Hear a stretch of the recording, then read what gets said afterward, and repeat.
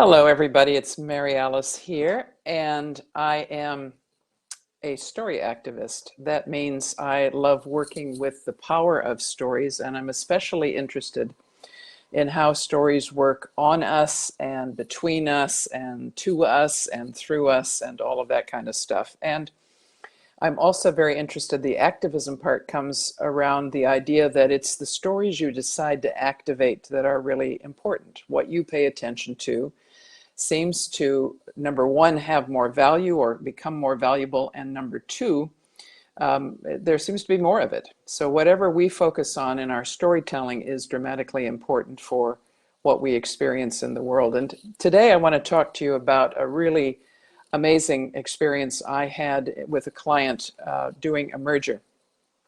Now, a merger is something really fascinating, and most people, when you say the word merger, they become really worried about it because, most of the time mergers are not very fun. And at the time I did this merger, the research said that probably 70% of mergers didn't work. So they're happening all the time, mergers and acquisitions, more than one part of something coming together, more than one organization coming together. We have some big movements in the world right at the moment. You might think of what's happening with Twitter or any of those other large organizations, but they don't work very well. And I was invited to be part of this merger, intriguingly enough. And they wanted to use a certain tool, and I found that was interesting. So most people think of mergers like this. Big fish eats little fish. And most people think that that's a painful thing, and they really don't want to be part of it, because most of the time, why is that?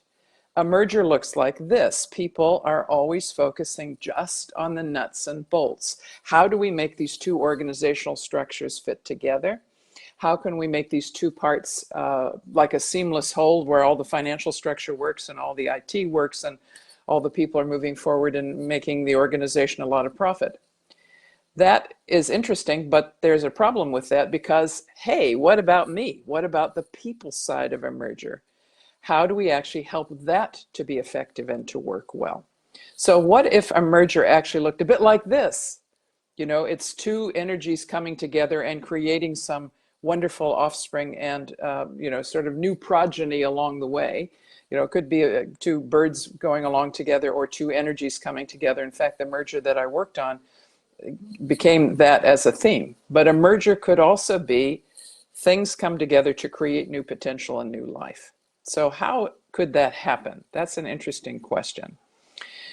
First of all, we need to know, and you probably heard from Paul and all of the others today, that stories are the currency of organization. So if you look at these two ladies who are having their floating marketplace boats, they're busy exchanging currency. You can see that in the circle here, but also they're exchanging stories, because you can bet when they come together, they don't just say, give me one of those and let me have the money. There's information changing hands. Story is always the way that we help each other to see what's going on, that we integrate our activities together.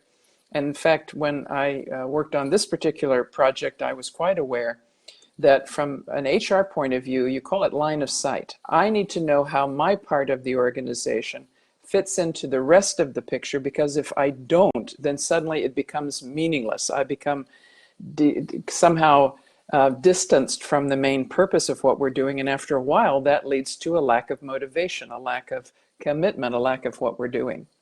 So being aware that story is the currency of organization is really important, and we can use that to help us working on things like a merger process.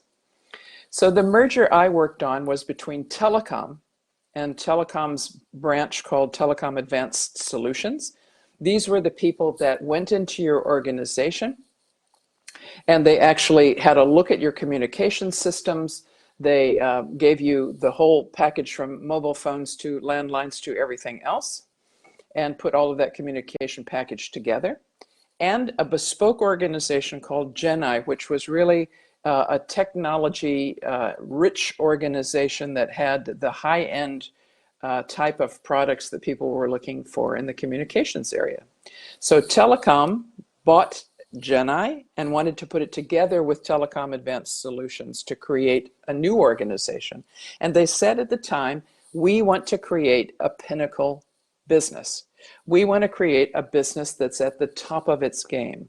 So they didn't just want to kind of buy a business and put some new technology into their mix, but they actually had quite a big goal set.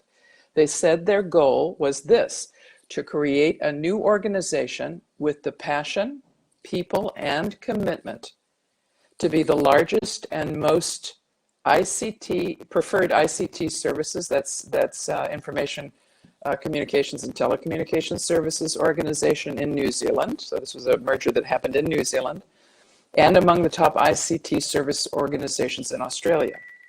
So Telecom Advanced Solutions worked across 2 countries, and they wanted to bring all of these people together. This was a merger of equals, actually. This was not a hostile takeover. They actually wanted to keep all of the people, keep all of the business, keep going, and become the top of the game. So let me give you a metaphor of what that actually is really like. It's kind of like the plane is flying, it's fully loaded, it has all of the seats full, and they want to change the motor in mid-flight. Can you imagine that as a possibility? That was actually a bit what it was like. Fortunately for us, very early in the game, when I came into this merger process, they decided they wouldn't call it a merger anymore. I was very relieved because, language is important. Language already starts telling stories. There's a story already in the word. So they decided the thing they could call this is best plus best. They actually wanted to put together the best of Telecom Advanced Solutions and the best of Gen and make a pinnacle business out of it. Well, actually, I found that to be an incredibly great invitation to me and my skills, and people in the organizations found that good too. So I want to tell you a little bit about what the tool is we use. We used Appreciative Inquiry for the people side of this merger. I was responsible for the people side. So there were other people working on the nuts and bolts of how to make the finance system fit together, and what the HR team was going to look like, and what they were going to do with the 2 senior teams, how they were going to merge that and put this business together. But my responsibility was the people side.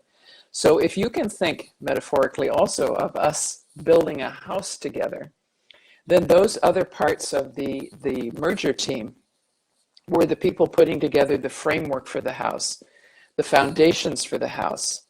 And I had the responsibility of making the house a home. So that's the objective that I took on board taking this merger project up in my business. So we used Appreciative Inquiry. Appreciative Inquiry is a story-based methodology. It doesn't always call itself that, but it definitely is one. And I want to tell you a little bit about what Appreciative Inquiry is about. Then I want to take you step by step through how we used Appreciative Inquiry inside this merger process. I want to show you from a timeline perspective what amount of energy that took. And then I want to also show you the anatomy of an Appreciative Inquiry question to elicit stories and how that works too. And then I want to engage with your questions. So that's our process for today. So Appreciative Inquiry has a focus. The first focus is that question: what's working around here? Now that's not usually the question people ask. Most time people ask the question, what's not working around here? They ask the question, is there something broken? How do we fix it? But the interesting thing is, if you think about it, the more and more you ask the question, what's the problem? What's going wrong? What do we need to fix? The more depressing it gets. Because the more you look for problems, the more problems there appear to be. Has anybody ever noticed that? I do. So here's a little interesting story. I have a friend who is a coach for people who want to get executive positions. And she was working with a guy who she wasn't really very confident that he would gain an executive position. He wasn't very confident either, but he got the job. And she said to him, here's my piece of advice to you. For the first week that you're on the job, ask only one question. This question here. what's working around here? And he did that for a whole week. He didn't say anything else. He didn't poke into anything else. He just asked the question, what's working around here? Two things happened. Number one is the people looked at each other and they said, the new guy cares about what we think. And secondly, there was this mini energy explosion around what's working around here. So he put the focus on that, and that is part of the way that appreciative inquiry works. It puts the focus on what's working around here. And then it asks, what helps us function at our best? So what's working around here? What's better than that? And then the third one, what could be? So if you take that in plain speak, it's like, what's working around here? What's better than that? And how do we get there? So we're looking at who are we at our best? What helps us function at our best? And what might be possible if we did that more often? So appreciative inquiry, let's break down those two words and see what they mean. First, the word appreciate. That's about recognizing and enhancing value. So you know that famous oil paintings or famous, Van Gogh, of course, as an artist, didn't sell anything in his own lifetime. However, his work has appreciated in value. It has grown in value. Now his paintings sell for millions. So that's an example of appreciating value. The more you appreciate something, the more valuable it is to you. And the same works here. The more we appreciate something, the more we appreciate what's working, what the people, what they're doing well, the more they will do what they're doing well, the more they will try to do well, interestingly enough. So that's called the Holotropic Principle. In other words, flowers turn to face the sun. You can see that on sunflowers really easily. They move according to where the sun is. People are the same. We move towards appreciation generally, and we move away from shame or pain. So when we can appreciate something, then people move towards that. They try to be that more often. So that's actually the point of appreciative inquiry. How do we find out what's working around here and use that to move to the next level? So the inquiry piece is really about exploration and discovery. What we inquire into, that we will see more of. So I can give you an example from my own personal life. The first car I ever bought was a Mercedes. And just in case you think I'm a very wealthy person, first world problems. Actually, I bought a 1958 Mercedes. And the only reason I could drive that Mercedes, it was so old and the car was about at its end, but I was going out with a mechanic at the time.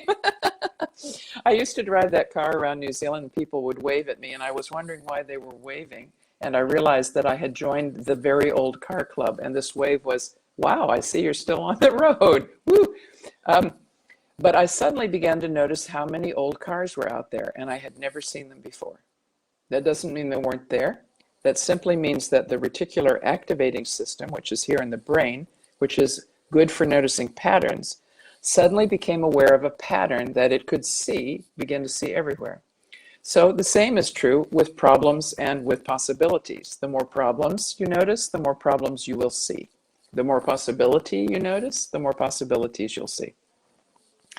So the other thing that appreciative inquiry works on is a set of principles. There are about 8 of them, but I want to point out just 3 because I think they're interesting. First of all, the constructionist principle. Words create worlds. How you speak, the language you use, begins to flavor the environment that you're in. So are you using appreciative language? Are you inviting people to be part of something? Are you noticing what's working? Or are you generally focused on problems, what's not working, and who's to blame? A lot of people are. And it's not so helpful for getting to the next level of things. Secondly, is that principle of positive questions equal positive change.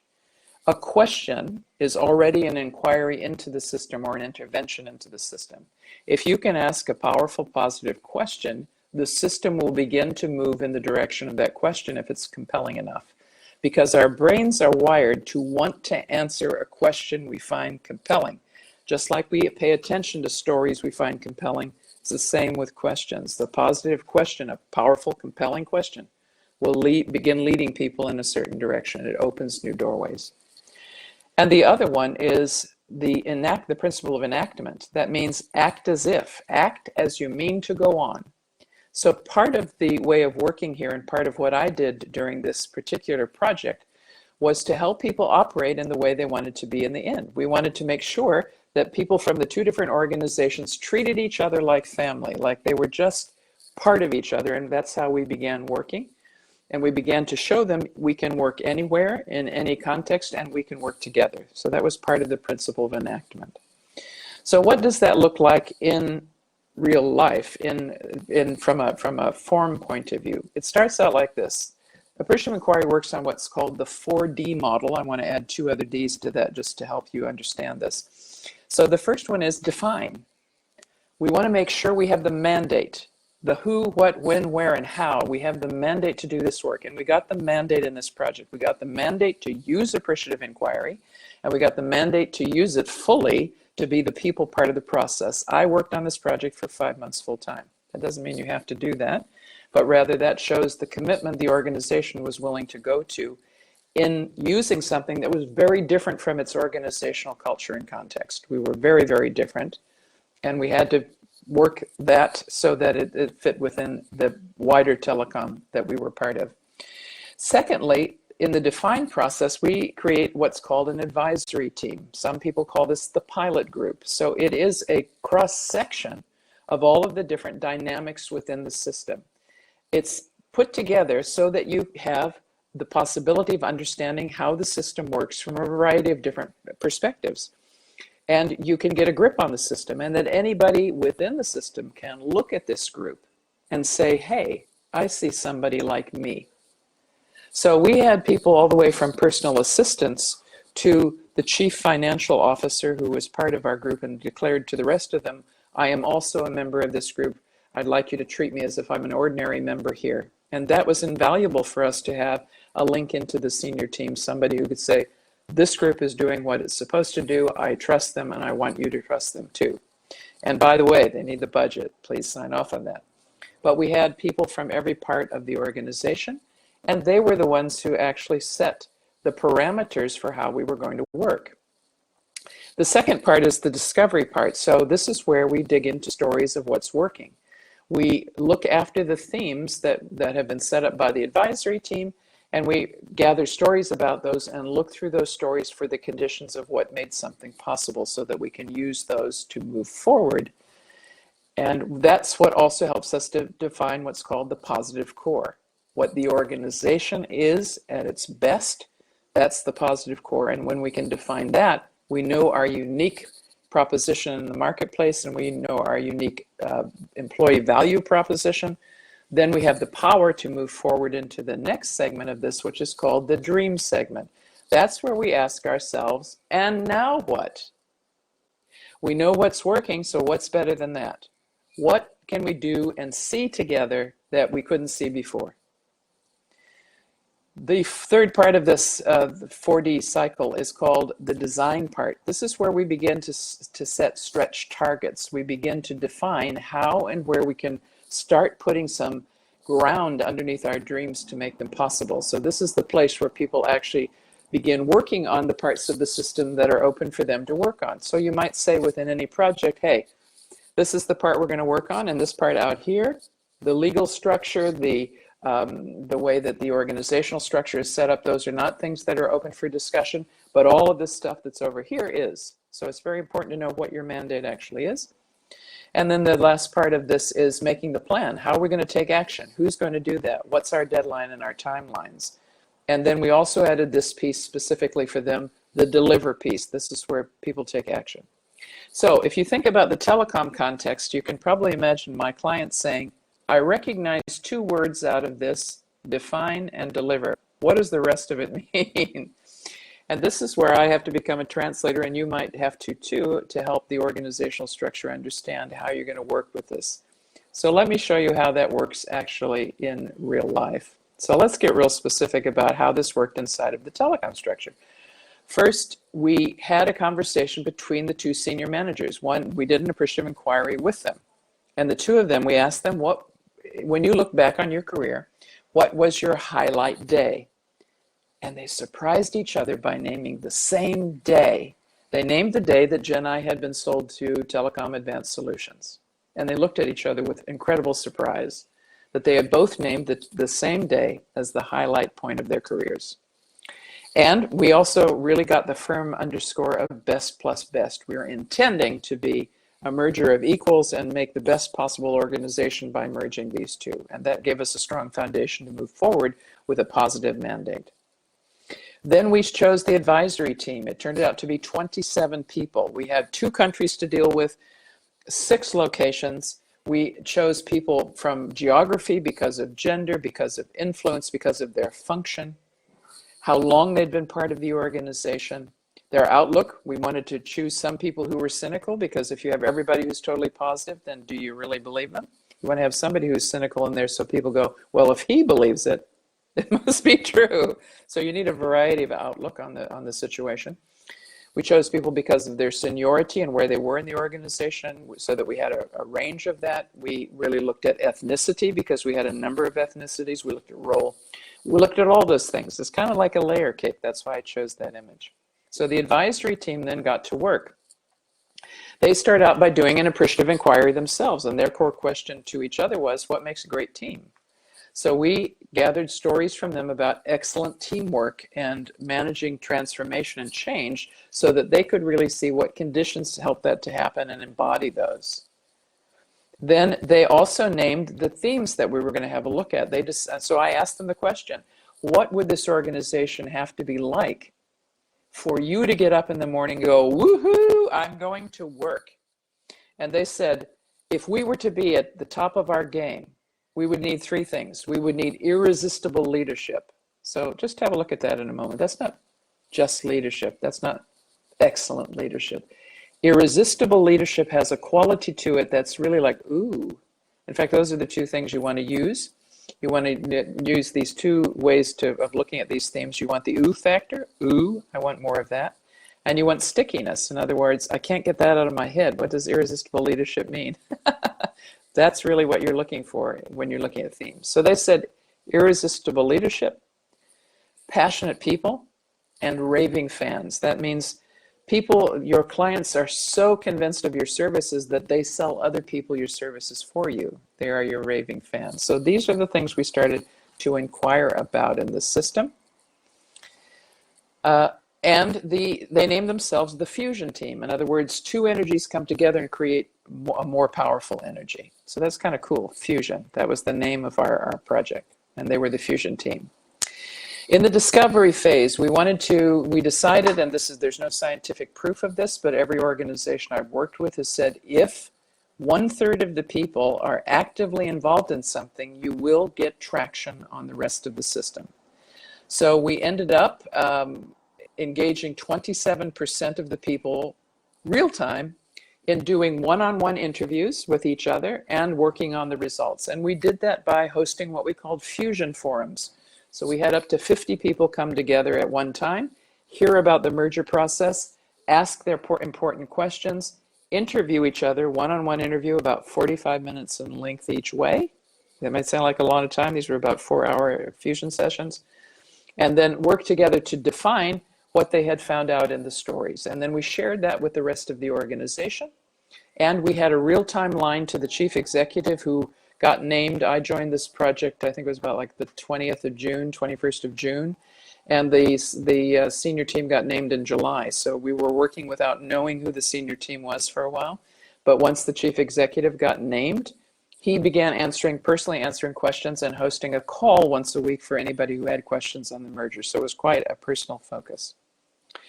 We also worked with the new senior leadership team, and they created their own affirmative internal vision statement. And you can see that, a little picture of that here, in order to guide their way as we were moving through the appreciative inquiry and the people part of this merger.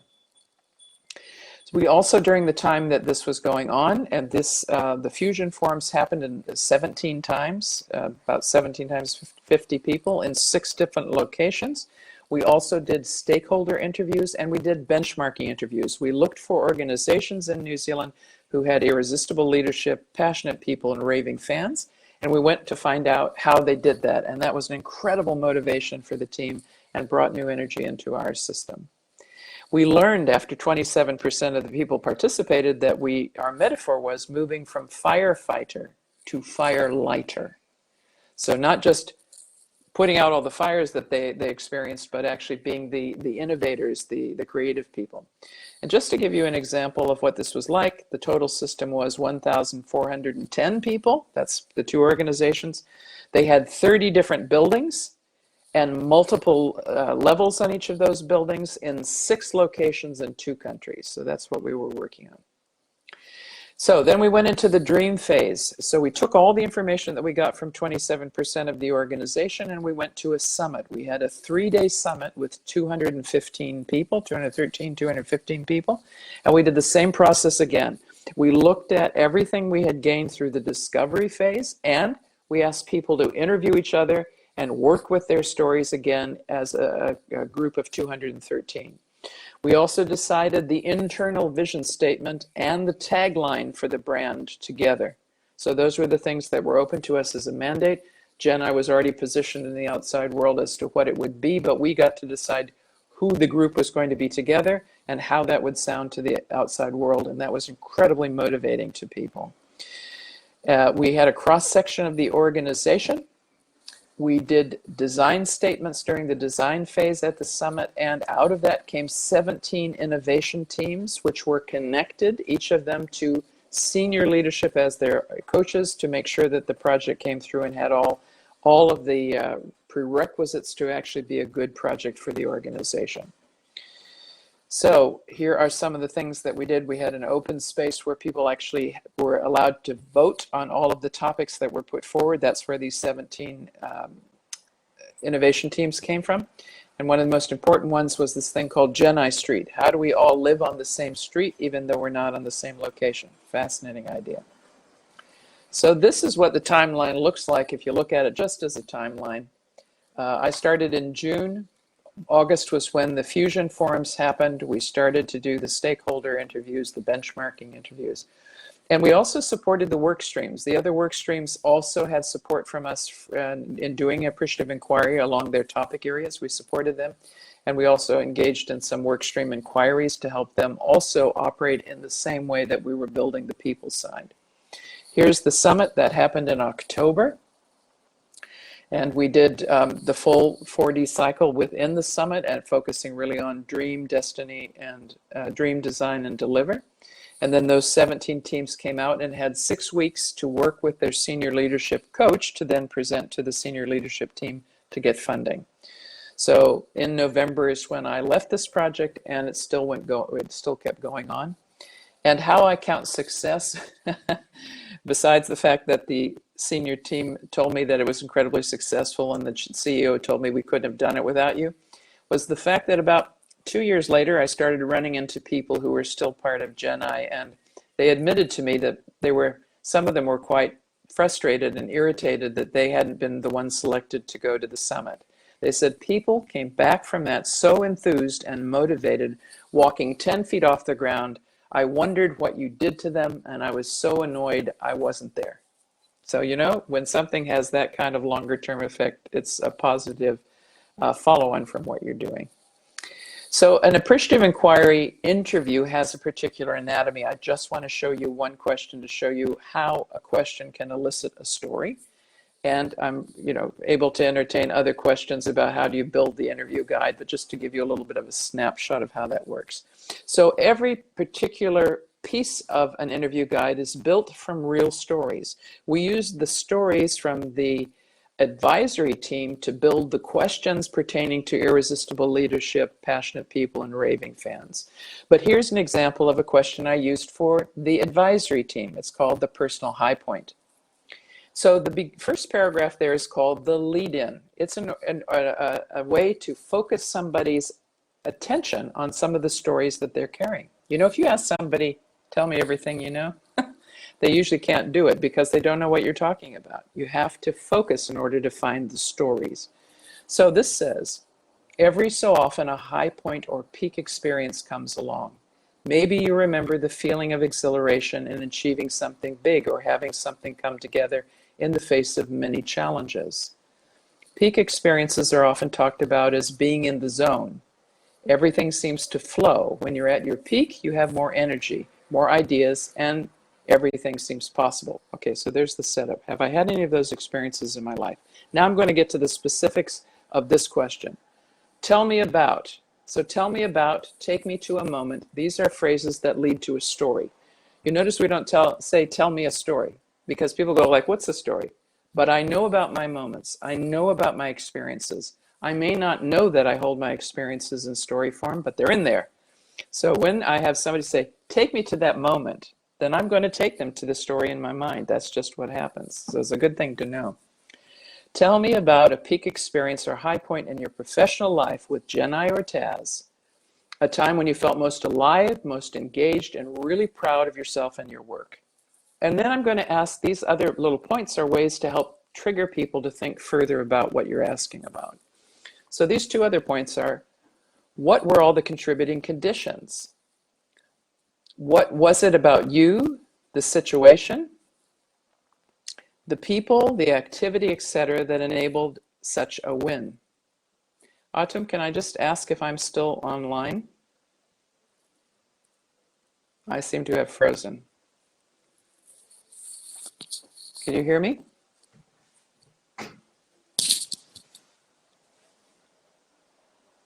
Can you hear me, Autumn?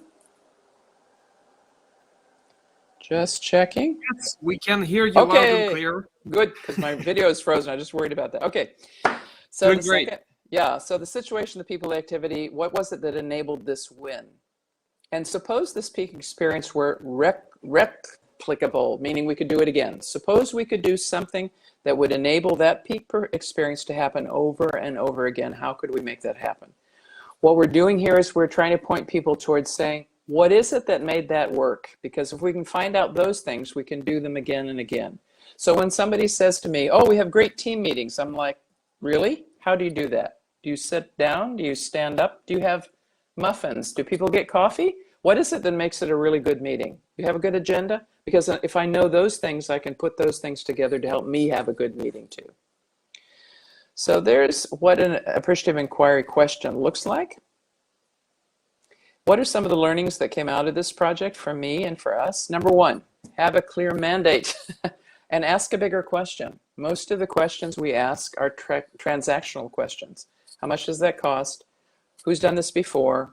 Who can do this? Do we have the resources? These are what I call the what's for dinner question. They aren't going to change anything. What you're looking for is a transformational question. Who can we be? What's better than what we do? You know, what is it that we do really great now, and how can we be even better than that? That's a really interesting question. If that's a good, and that's a good starting point. Number two, go where the energy is and invite the whole system. Embrace emergence. So don't just pick the group that's the saddest and the hardest to deal with. That will be a hard job. But if you go to a place where the energy is already open to it and create transformation and change, people will ask you how you did that, and they'll say, can you bring that over here? So you're looking for a place where there's already a crack. You know Leonard Cohen's song, there's a crack in everything. That's where the light gets in. You go for the crack, you make a difference, and then that difference will spread. So, and anything might happen along the way. Number three, trust that the stories and the wisdom you need are already in the system. The next steps will come from staying in the inquiry and following the stories. So my senior team in this project said to me, so you mean we can just watch this all happen and then we can say yes or no at the end? And I went, no. You have to be participating in this. You have to be engaged in it. This is an emerging journey. It's like knowing how to drive in the dark. You know that when you turn the headlights on, you're going to see about 250 meters in front of you, and you don't see further than that, but you know where you're going. Anything might happen on the road. There might be a bridge out. There might be a detour. And you're willing to do that because you know where you want to go. The key thing is, how do you stay in the car together on the journey that's emerging? Next, start as you mean to go on and be a demonstration of possibility. If you're going to be participatory and actually listen to what people are going to say. Don't do this kind of process if you're not going to listen to what people say and honor their contribution. Because pulling the rug means people will trust you even less. They'll just say, well, that's what always happens. So whatever you decide to do, stick with it and make sure that you keep the doorway opened. Don't fall for being the sage on the stage. Be the guide on the side. A lot of leadership has led from the front. The challenge with that is people don't feel like they're contributing and they become consumers. Then they say, well, it was his fault. He didn't give a better presentation. Instead of saying, it's my job as a listener to make sure I get the very best presentation as possible. So storytelling, listening, these two things belong together. Hold the vision environment. That's what you're supposed to do. And in that way, you can create a leaderful organization. And it's time for next generation leadership. Stories and questions are leadership superpowers. These are things that will put you head and shoulders above other people and move your organization along as we're now heading into this time of transformation about what does work mean. That's the treasure. Okay, that's what I have to say to you today about the merger. Love to have your questions. Thank you so much for listening. I really appreciate that you are here, that you're interested in stories, and that together we can help change our working environment to be a place where stories are seen to be the currency and really something that people want to share with each other.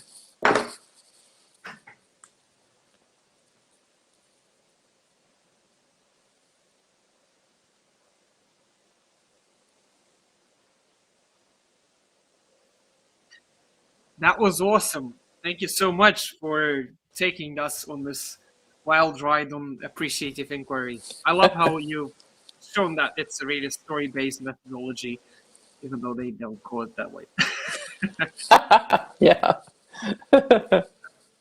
There are a few questions. Tatiana wanted to know what actually was compared in the interviews you were talking about. So the interview guide has a past, a present, and a future. That's how you build one of those. So the past is when did you join either Telecom or Gen-I, and what were your most positive first impressions? What did you hope would happen when you joined this organization? Because the best way to get people telling stories is start them talking about themselves and something they really know. So that's part of the past. And then part of the past also is, what do you most value about us, about how we work, about the products and functions that we do, and how we impact the world? So that also gives people a moment to focus on what's going well around here. And then you ask questions about those themes that you decided to work on. In this case, irresistible leadership. How do we get more irresistible leadership? How do we get more passionate people? And how do we really create raving fans? So we asked about each of those things. And the interesting thing about leadership, that particular question, is we didn't mean that only for those people you report to.